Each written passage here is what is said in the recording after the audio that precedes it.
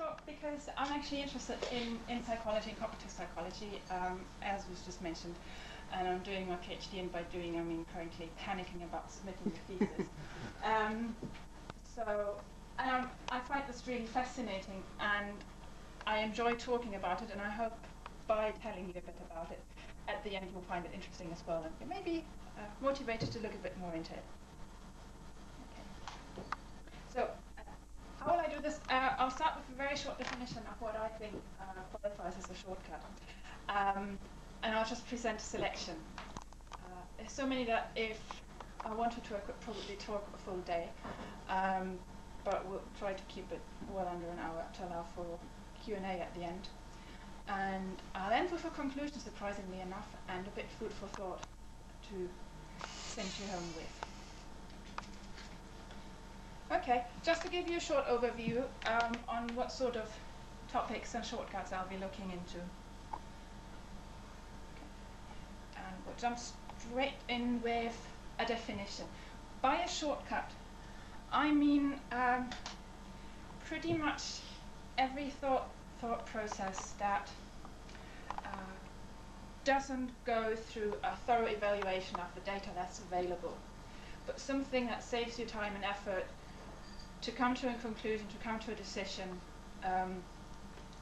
and which is usually right, or in most of the cases, which is why it still exists and why we still use it, but sometimes can go really pear-shaped. There's a really interesting difference between problems of understanding and problems of application. And problems of understanding are that kind of problem once someone explained the solution to you, or the way how to get to a solution, you understand it, and next time you can apply it yourself. Whereas problem of application are that kind of problem that even though someone explained it to you, next time you're faced with the same problem, you still struggle. My standard example, and I can't explain this really well because I still don't get it, there's a logical problem where you're asked to say which of the 4 cards you have to turn around to prove a rule. And the point is that you not only have to verify the rule, you also have to falsify that there's other possible solutions. That's as much as I can explain to you because and this is a problem of application. I know in theory how it's supposed to go, but it's counterintuitive, and I struggle every time. The kind of categorization I'm going to use is between hardwired on one end of the continuum and a mere matter of knowledge on the other end of the continuum. And somewhere in between are those that are neither here nor there. They're hard to train, they require constant training, but you get there in the end. And I'll start with optical illusions as one of the examples for hardwired shortcuts. Once I'll present the first example of an optical illusion to you, you'll see what I mean by hardwired. But essentially it means even if you know how the process of an optical illusion works, it doesn't help you at all, because the optical illusion will still continue to work even though you understand the process. And it's good that it works the way it does, because some of them speed up our processing, and they simplify the whole process. But the downside is that this isn't something you can consciously control, and sometimes what you see isn't actually an accurate representation of what's out there in the world. Just to give you the first example. Now, I'd like you to not see the differently shaded dots on the intersections, right? Okay. It's an optical illusion, and try as you might, you won't be able to change what you see. Now, some might argue that this isn't really a mental shortcut as such, because the way this optical illusion works, it's based on the receptors in the eye react to the different shadings, to the white, to the black, and to those I would present this optical illusion, where hopefully, in most of the cases, what you'll see is a white rectangle in front of the black dots in the background. Right? Now this doesn't have anything to do with how the light enters the eye or how the photoreceptors are stimulated. This is purely a matter of your brain defining a foreground and a background and realizing patterns and contours. Okay? And again, I would argue that it's difficult to impossible to not see this white square in the foreground.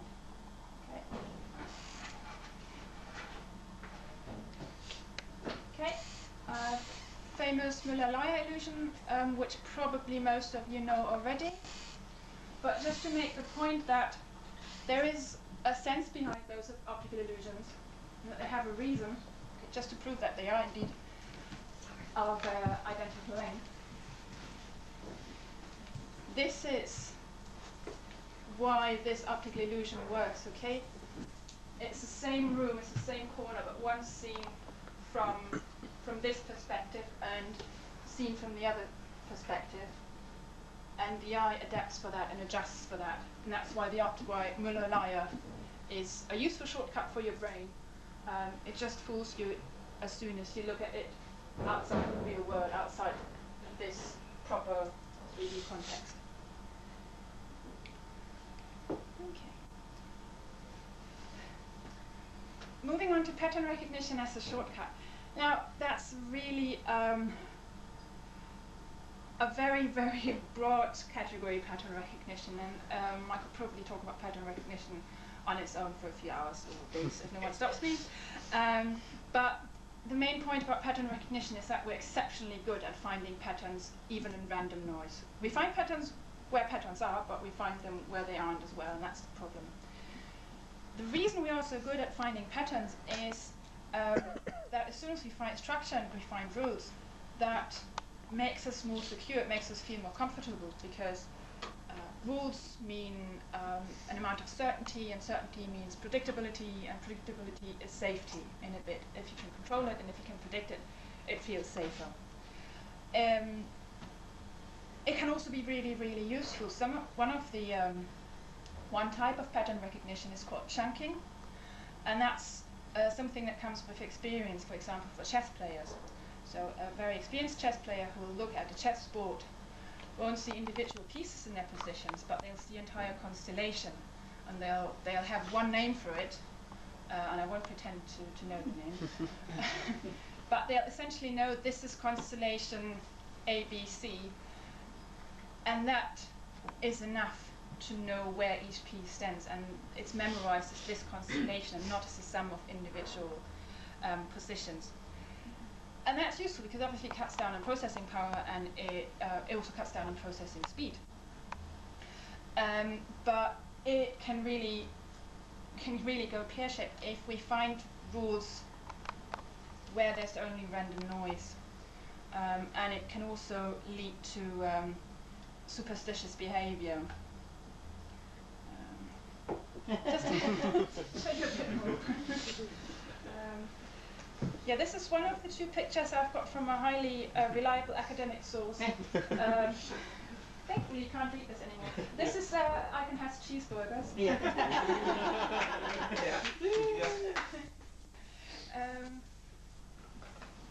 Okay, from a few more wider variety of sources. This is the famous face on Mars. You can see that here. With a bit of fantasy, you can see a sad face. I like this one. This is the shape of a woman. This is supposedly the face of Mother Teresa. And if you haven't spotted it yet, Jesus face.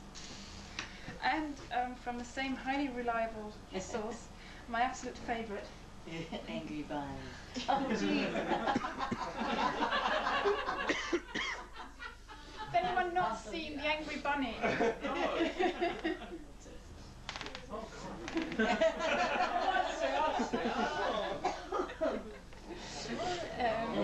And that's the original.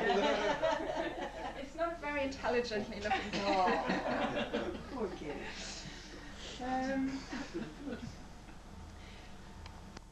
Okay, I think we've got about time. So this is courtesy to Channel 4, and they don't know about it, but we'll edit it out. Let's see whether it works. Hold on. I just realised that we haven't actually plugged in the sound. It should be on the side. Yes, you do.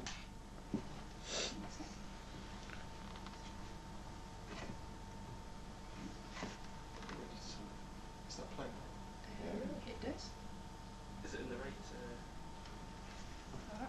Oh, maybe Give me a sec. Is it in the wrong one?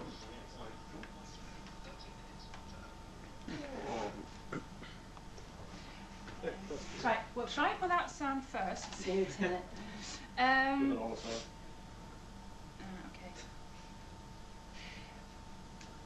What happens essentially is that Darren Brown gave participants from his show Trick or Treat a task. Timer has started, the counter is set to 0. All they have to do is work out what to do next. 100 points, we're in 30 minutes, but we got to pop the balloons, we got to throw them hoops, what we got to do? Bags, let's come to the bean bag. Well, when is the right to what's the door? And there's a counter up there. Well, how are we doing that? 100 points within 30 minutes. With this specific point? Why are these hoops here? What's getting the point? We've got 2 points. Do you think the fruit's got anything to do with this? The points in the fruit? We've got 2 points. Is that what we've done? Or is that... Colours. Look, bean bag, fruit, all the same colours. What's this decrypted fact? The experiment is now underway and they're trying to work out what they have to do to score 100 points. Does that go from reduce certain things? Yeah. He's got all the colours as well. Yeah. 7. 8. Still on a red one. There's probably other videos that demonstrate this quite well, but none of them is David Tennant. Everything's better with David. Yes. 60s, a very influential American psychologist called B.F. Skinner. Skinner used his experiments with pigeons to draw parallels with human behaviour. In one of his experiments, Skinner placed his pigeons in a controlled situation and then gave them small amounts of food. It was up to the pigeons to work out what they had to do to win the food each time. And in doing so, they started to repeat the actions that coincided with the food delivery and ended up walking around in circles or exhibiting strange, repeated ritualistic behaviour. But what the pigeons didn't know is that the food was actually delivered at random and that their strange, repetitious behaviour that they thought was working had no effect on anything. And Skinner went on to show that this unusual behaviour was in fact an illustration of how superstition works. Human beings acquire superstitious thinking by making false connections between cause and effect. For example, if you've done well in a few exams wearing the same socks, you might acquire the superstitious belief that they're lucky and that you then need to wear them in future to do well. It's only after a short time that both the pigeons and our participants start showing signs of superstitious thinking that both groups are increasingly convinced that by repeating actions they can have an effect on their environment. Orange, orange, orange. Lemon, lemon, lemon.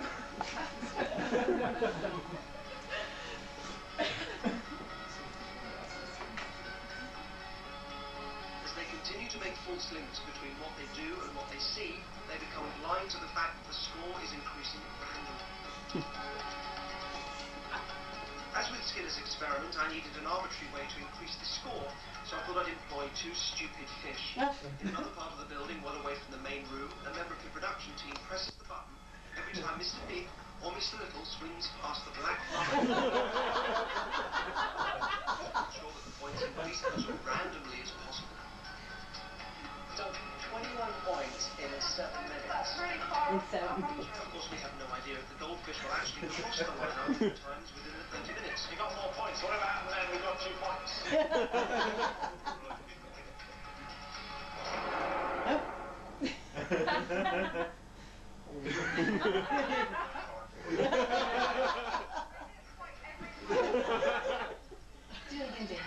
Our participants are still trying to score 100 points, not realising that those points are in fact determined by the random movements of a goldfish. If they were to just stop and realise that their universe is operating independently of their actions, there is a much greater prize in store for them. Earlier in the day, I took delivery of £150,000 in cash with the intention that my participants could win 30 grand each, considerably more than the £500 each they can see through the glass doors. Well, there's a big pot of money out there. Are you motivated? Put all the yellows on the yellow. They're becoming so fixated on trying to find a link between their behaviour and the advancing score that they don't consider that there might be something else they could have missed. 5 minutes into the experiment, I unlocked all the doors in the room. If they're able to stop all above their heads, then they would know that they could leave at any time. But I'm gambling they won't. Okay, I'll stop it there because, as you may get, well, I see the point. There's still more David Tennant in it, but You just forward me the link later.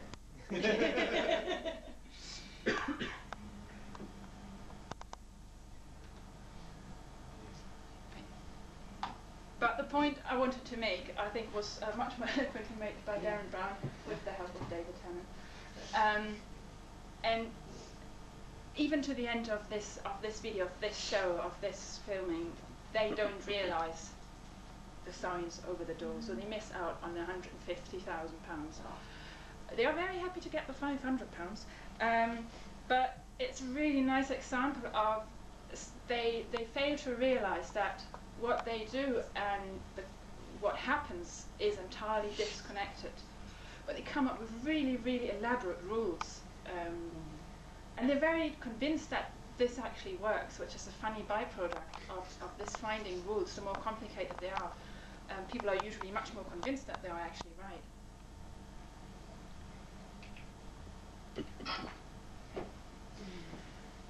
Moving on to social comparison, I put in as a shortcut because we're often looking towards other people to find out what we're supposed to do and how we're supposed to behave. And evolutionarily speaking, that's a really good idea because if everyone runs away from the tiger, it'd be a really good idea to follow the rest of the group. And if everyone walks towards the west, your long-term chance of survival are fairly skim if you walk to the east. So doing what the rest does often is a good indicator of what's a good behavior and what's appropriate behavior. Plus, obviously, if you do what the rest does, you gain acceptance in the community, and once you're accepted in the community, they're much more likely to help you and support you and care for you, give you comfort and safety. So it all makes sense somehow. But we all know that this tendency to do what the rest does and to put very much emphasis on what the other people think of us can go pear-shaped as well. I'll just mention the Milgram experiment, which I think most of you will probably be familiar with. That's the one with the electric shocks for the fake learner, okay? And just looking towards a figure of authority, again, usually good idea, listening to what someone who's in power and someone with status, what they say is usually a good idea, but not always. You can get people to do really, really interesting things if you put peer pressure on them. I don't know how many of you know the edge line judgment task. That's one of the classical conformity experiments. And the setup is that you have a group of participants who are in an experiment, and they're asked to judge the length of different lines, and they have to say whether one line is longer or shorter than the other line. And let's say in a room full of 10 participants, 9 say A is shorter than B. Now A is blatantly, obviously longer than B, but those 9 participants are all confederates of the experimenter, and they're all going first with giving their opinion. And in an overwhelming majority of cases, once number 10 has to give their judgment, they'll agree with the majority, even though it's really, really obvious. It's not an ambiguous task. There's no doubt about that they're all wrong, but they still agree with the majority. You'll find that as soon as you introduce at least one person who goes against the majority, that drops the degree of conformity rather dramatically. As soon as you've got someone else on your side, and you're much more likely to actually say what you mean and say what you see. And we need those people to go against what the rest of the group does. We wouldn't have progress if everyone always does what the majority does.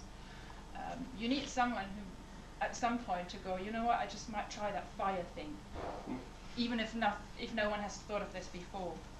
And another very interesting example is called groupthink, and that describes the tendency of participants in a group polarizing their opinion and the group opinion by trying to demonstrate their commitment to the group. So imagine you're in a group and you're discussing, I don't know, let that group be a group of politicians, and they're discussing how to raise taxes, and someone suggests 3%, and the group consensus is, yeah, a raise of 3% is actually a good idea.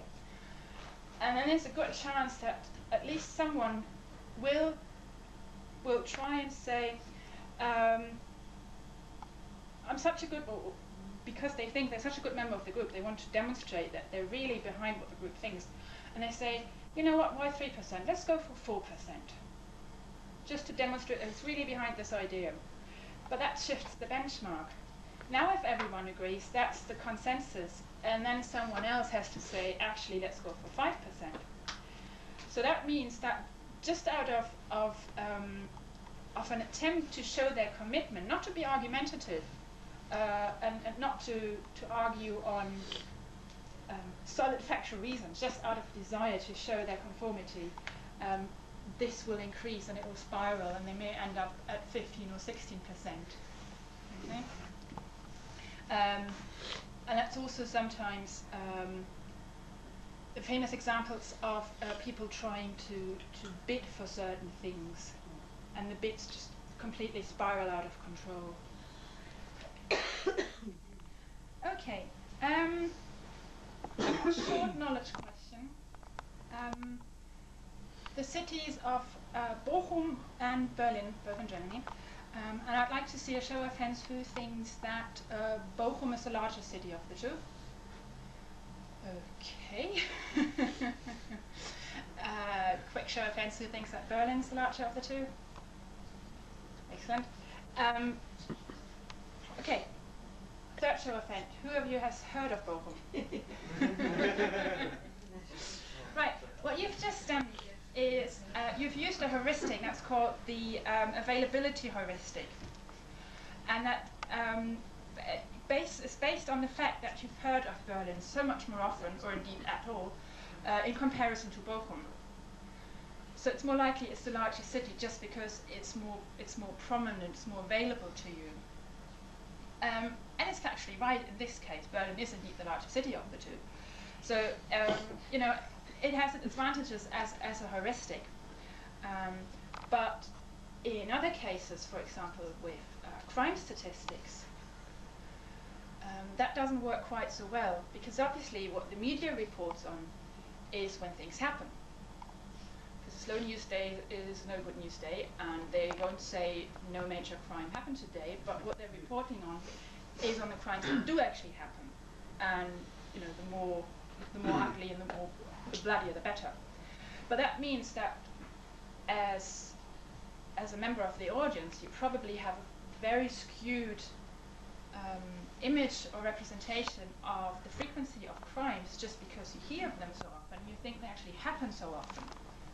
Okay, so that's where we use the availability heuristic, but where it leads us to not getting the full picture and not knowing the full facts.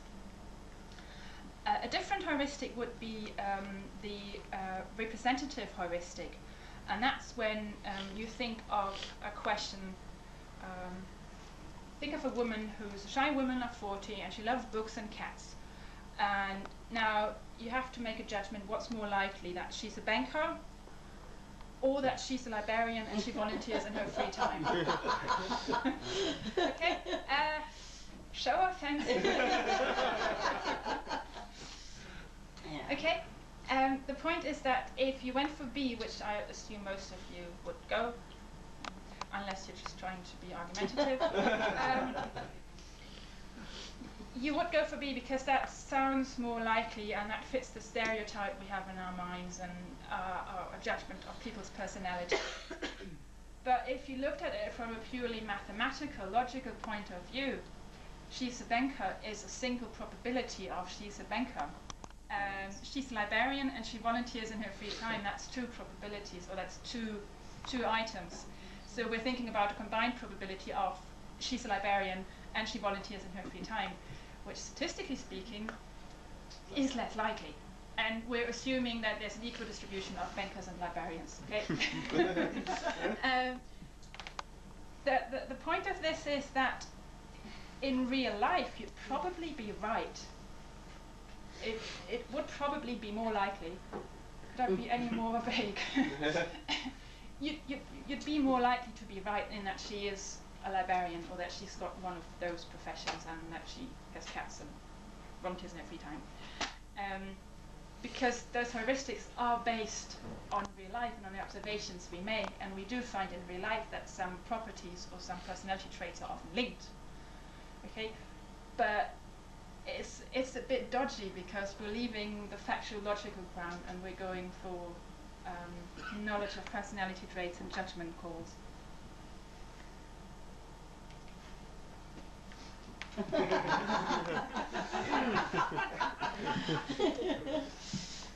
Okay, just 10 seconds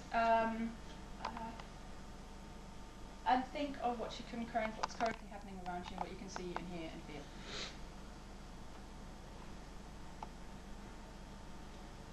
Okay.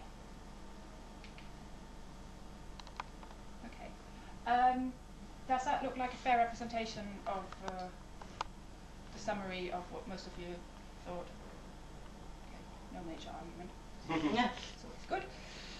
Now, if you'd be really precise, and obviously I had to I had to fantasize a bit because I didn't know the location in advance. But if you really think about it, what you hear is a lot more, and what you see is a lot more. And sometimes. Okay. So the point I was trying to make with this is that in every single moment there's a lot of things happening around you, and if you'd be really precise and accurate and you made a list, you'd go mad. Yeah. And in fact that's what happens if people don't have this filter of attention. That's pathological. You can't function because you can't separate what's important from what's not important. Okay, of course I feel the soles of my shoes under my feet, but that's not particularly important, and for most of the time I shall blend out this particular piece of information. But it's something I perceive, only it's not relevant. And to cut down on processing power and thus increase the processing speed of everything else that's going on, our brains usually ignore those facts. Okay? Now, attention and focus, while they're really important and they're vital, and we know that we need to have them, they can also really lead us into the wrong directions, because where our attention is and where our focus is guided by what we expect there to be. And most of you probably know the video where you're asked to count the ping pong ball exchanges between the two players. Okay, if you haven't seen it, try and find it on YouTube. What it does is you've got two players playing ping pong ball, and you're asked to count how often the ball goes over the table. And afterwards, you asked whether you saw the gorilla walking through the picture. And there is a gorilla, but because you were so focused on counting the exchanges, you don't see the gorilla. If at the second time you're trying to spot the gorilla, you can't count the number of exchanges.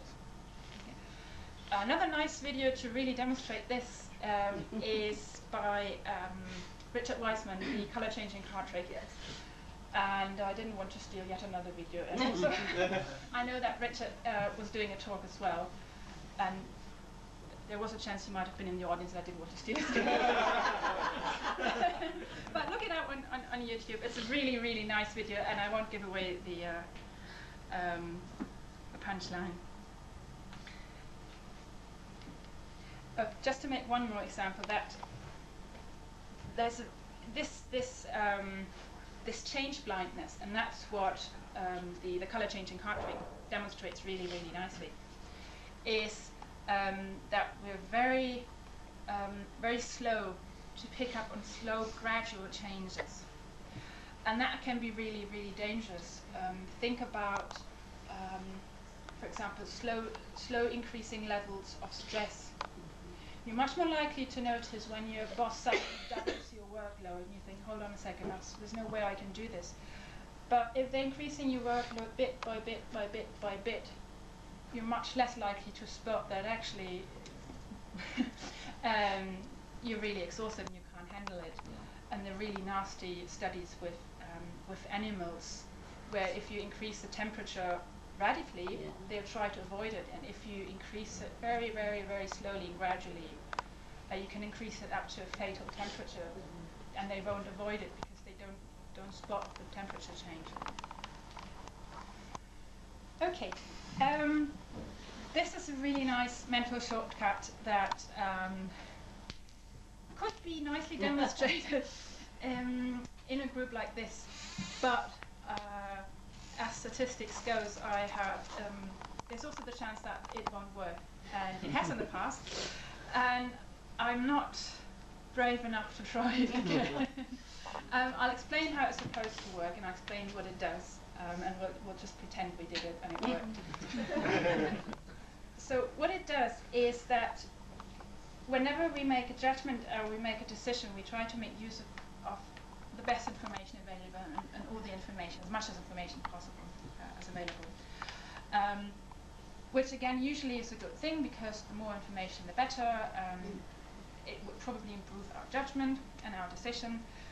But if irrelevant information is introduced, we can't ignore that information. It'll be still there, out there. It'll be lurking in our mind, even if we know it's irrelevant.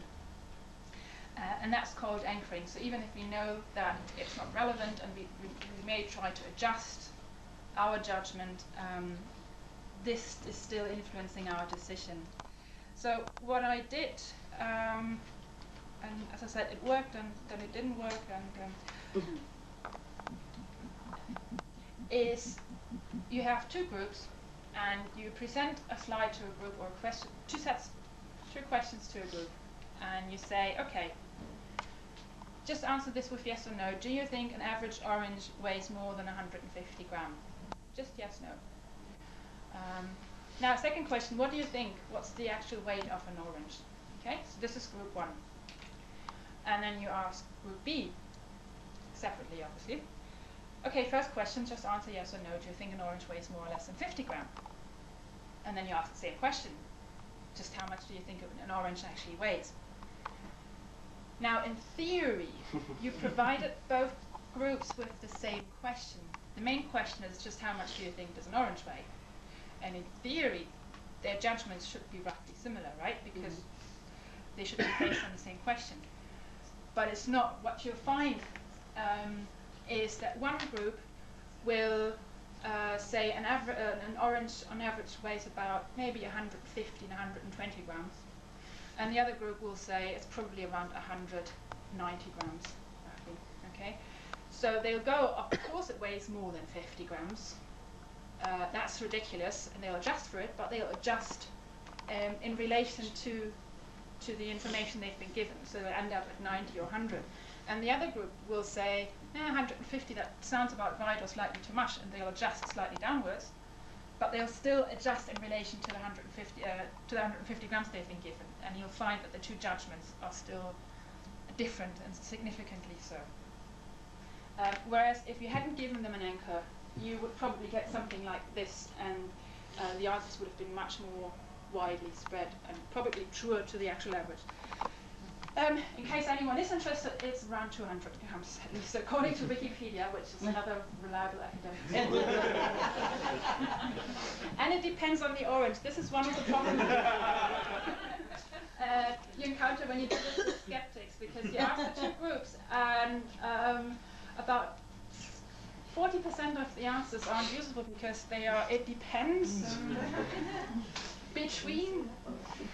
The interesting thing about anchoring is that even if you know how anchoring works, and even if you tell people, ignore the information we've just given you, you'll still find the difference. They adjust, but they still adjust in relation to what they've been given. And apparently in controlled laboratory experiments, you can even do to the extent that the information you give people is their social security number, and then you give them a factual knowledge question like how much do you think an orange weighs, or something that's completely unrelated, and you tell them, look, your social security number is completely unrelated, just ignore it, and it'll still work, which I find slightly scary. Okay, now this is again one of those mental shortcuts that actually encompass numerous other shortcuts, but basically when I say ignoring the numbers, what I mean is that we're much more likely to rely on anecdotal data and our personal experience and our understanding of numbers and of statistics, which isn't necessarily how things work. We're really exceptionally bad at handling numerical information, and we're even worse at judging how well we handle numerical information. Just one illustration for that is the above average effect, where if you ask people in relation to the rest of the population, how well do you think you can drive, or do pretty much everything else, and you'll find that 60 to 70% of the people will say they're above average. Okay. One of the main problems, or one of the main mistakes that people make, is to mistake correlation for causation. So to think just because two things go together, it means that one thing causes the other. Okay. For example, if you go for this, you'll find that more accidents are caused by drivers who listen to heavy metal. And I'm just picking heavy metal as a hypothetical example. So please don't beat me up later on. And that may well be the case, but it won't be the music that actually causes the accidents, at least I would hope so. But what's more likely is that it will be linked by a different variable, and that might probably be age. And you'll find that younger, inexperienced drivers are more likely to cause an accident. Okay, but it's not the music. Similarly, when you frame the same scenario, the same numerical information differently, it will lead people to make different decisions. So if you say in a scenario where 600 people are affected, and you can either go for something that means 400 people will be killed, or you'll go for something where 200 people can be saved. You'll go for where 200 people can be saved. Okay? Just as a result of how you framed the question. There's also a real danger in looking at relative information other than absolute information. A couple of weeks ago there was something in the news about how the NHS is currently paying for operations for young Muslim women to restore their virginity, and there was talk of about a 25% increase in operations paid for by the NHS. The year they talked about with the 25% increase, they had 30 operations. Okay, so the year before they had 24. So we're talking about 6 more. Now, 6 more is a completely different thing than 25%. And I'm not entirely sure that every journalist will be conscientious enough to provide the absolute information with the relative information. Okay? Think about news reports that the number of speeding tickets has increased. And it would be easy to conclude that drivers are being more careless now. but there's a multitude of other reasons as well, because they may be making more observations, they may be using more offices, maybe people commute more because the job situation is worse, maybe it's a strong birth year and all the drivers are just now starting to drive. Okay, but you've got so many different reasons and you almost never know the full picture, but it's very easy to come to the wrong conclusions. Okay, now this is a generic chart of performance over time, and for the first example, let's imagine that this is the performance of a football player, okay, and his performance over time. So this is his average performance. So he's playing slightly better than usual, slightly worse, a bit better, a lot worse. Now, where would you say, at what point in time would he be most likely, would his home club to be most likely to fetch a really good price for selling him to a different club? And I'm hoping you're giving the right answers. Would you agree that this is probably... Okay, now looking at this curve again, when do you think his performance is most likely to drop? Right. Okay? On average, things are average. If that's his average, if that's his average performance, on average, that's the level he'll perform at. There will be times where he'll perform better, there will be times where he'll perform worse, but on average, that's his level. There used to be something called the Sports Illustrated phenomenon, something like that, where whenever a player appeared on the front page of a sports magazine, that's when his performance would drop dramatically. It's very likely that this is what happened. They caught him just at the peak of his performance, and that's also the time when it's most likely to go back to average. Now, same chart. Now we'll think of this as average well-being, let's say back pain. Okay, so this is your patient with chronic back pain. This is his average level of well-being. This is when the pain gets worse. This is when the pain goes down. Okay, so this is average pain level. Higher is worse, lower is better. Now, this is a rhetorical question. At what point of time do you think this patient is most likely to try a treatment they haven't tried before? Yeah, it's worse. Okay. Next question. Stay with me. At which point of time is most likely is the pain most likely to dramatically and suddenly improve? When signs go right up. Okay. It's really, really tempting, and if you're not aware of the normal fluctuations and the concept of average, and this is a particular concept called regression to the mean. So going back to the mean, going back to the average. I can't fault anyone who has a chronic condition, a highly variable condition, who tries out something new and takes that as confirmation that this new treatment has worked. Okay, it's really, really easy. It's very tempting, and if you're going through this yourself, I almost don't see how you can come to any other conclusion. Okay, I'll see if that. And it doesn't have David Tanner here anyway. Okay, just in case there are any smokers in the audience, and I'm not smoking, though this is all hypothetical, but if you are a smoker or you have any other vice, this sounds familiar, so you know that it's bad for your health. Thank you, that cough illustration.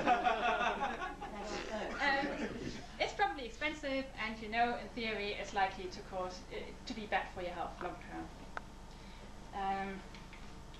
But you also know that you probably like to smoke, and it relaxes you. It helps you to socialize, to go out for a fact. And you've tried to stop in the past, and if you try to stop again, you probably fail, and you probably put on more weight. Okay, so that's on the downside for what you do. Now, those first two ideas, they contradict each other, and it's really difficult to hold two contradicting pieces of information in your brain at the same time. So this is what we come up with, or this is what our brain comes up with. And you go, well, you know, not every smoker gets cancer. My granddad smoked 2 packs a day, and he lived to be 90. And I know someone else who never smoked a single cigarette, and they got lung cancer. So could be run over by a car tomorrow, so might as well enjoy life right now. Okay? That's reducing cognitive dissonance. Because this doesn't make us feel good. It's odd, it's weird, and it makes us a bit anxious because it contradicts each other, and that can't very well be, and we need to be consistent. Can I just ignore that? 10 minutes, Danielle. Right. So we all want to be consistent, and we're coming up with ways to be consistent with ourselves, because we don't like to think of ourselves as people who aren't consistent and to believe contradictory things. Maybe useful in the short term, definitely not useful in the long term, because we're ignoring things that don't work, that don't fit. Something's got to give. It won't work out in the long term. And as I've been so kindly reminded, I've only got 10 minutes, so I'll close with a bit food for thought. And that's my personal belief that no one, or probably a very small minority, willingly believes things they know to be wrong or false. Okay? Every belief, and be it in homeopathy or star signs or dowsing or pick any other belief you can think of, has building blocks, and is based on the experiences you've made in the past, in your life, throughout your life. So if you believe into something, chances are, like star signs, that a good number of your friends and your family members believe in it as well, so you get the social validation. And there are enough experts, and for star signs I'm using the quotation mark quite intentionally, that will tell you that it works. Okay? Also gives you a bit of certainty and a bit of comfort. Remember that I said when we find rules and structures and patterns, that makes us feel more comfortable, more safe. So the idea that life and what happens to you in major life events may be predictable to some extent, that can be quite comforting. And also, obviously, you want to think of yourself as someone who's knowledgeable and who holds consistent beliefs. And then there's confirmation bias, so something very natural. You remember when it worked, you remember when the horoscope matched to what happened to you, and you have a tendency to forget when it didn't work. And that's natural, that's just, it happens, that's not intentional. Now, if you tell someone that what they believe to be true isn't true, you're not challenging this one individual piece of information, this one individual belief, but what you're challenging are all the building blocks of belief. So you're essentially telling them your friends are wrong, or they're telling you lies. And the experts and the sources you've come to trust in the past, they're not reliable either. That predictability, that comfort, forget about it. It doesn't work that way. Life's uncertain, unpredictable, and you'll just have to wait and see what happens and then deal with it. By the way, you're wrong, and you're not nearly as clever as you think you are.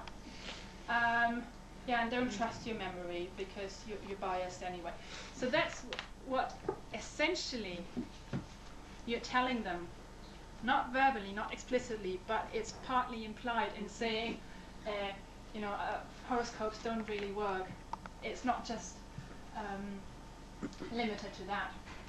So if you want to challenge a belief, or if you would like someone to see it in a different way, I would suggest to consider those building blocks and work on those rather than on the belief. Because if you just tell them it's wrong, I can't see how you're getting anywhere, to be honest. I'd be surprised. But rather work on that. And there's a way of dealing with uncertainty, or being aware that we're trying to reduce uncertainty. How can they tell what's a good source? How can they evaluate that? How can they find themselves doing that and realizing it's something natural? It doesn't say anything about that. And is that certainty or predictability really a good thing? So I personally don't think it is. I'd be terrified if life was completely predictable. And just to really drive that point home, this is a concept by Tefris and Aronson, and they've written a fantastic book called Mistakes Were Made But Not By Me. And what they say is that whenever you're asked about an opinion or you're asked to make a decision, when it's the first time you're asked or the first time you may have to make a decision, it's almost as if you're standing at the point of a pyramid, okay? When you're still undecided, but as soon as you make a decision or you make a choice, you start sliding down the sides of the pyramid. Because once you made a choice, now you have to try to be consistent. And you have to try to act consistent with what you said. Okay? So it'll just get worse. Where if you started off with a question, just something work, astrology, homeopathy, fill in the blank. At that point, it's fairly easy to change your mind if you encounter new information. But this is undecided. This is probably a preference. Now we're talking an opinion. Here we're talking about real commitment. Okay? And over time we're getting more certain because we invested more effort. We probably invested more research. Confirmation bias acts, so we'll find more information that supports what we think. The more we told other people about this topic, the more often we said, I believe it works, the more important it becomes for your particular self-image of someone who's right and consistent. And obviously it also increases the amount of potential discomfort if you're now shown to be wrong. Okay? So just to keep that in mind, I think it's a really, really nice concept, and I can really recommend the book. And with that, I think we can switch to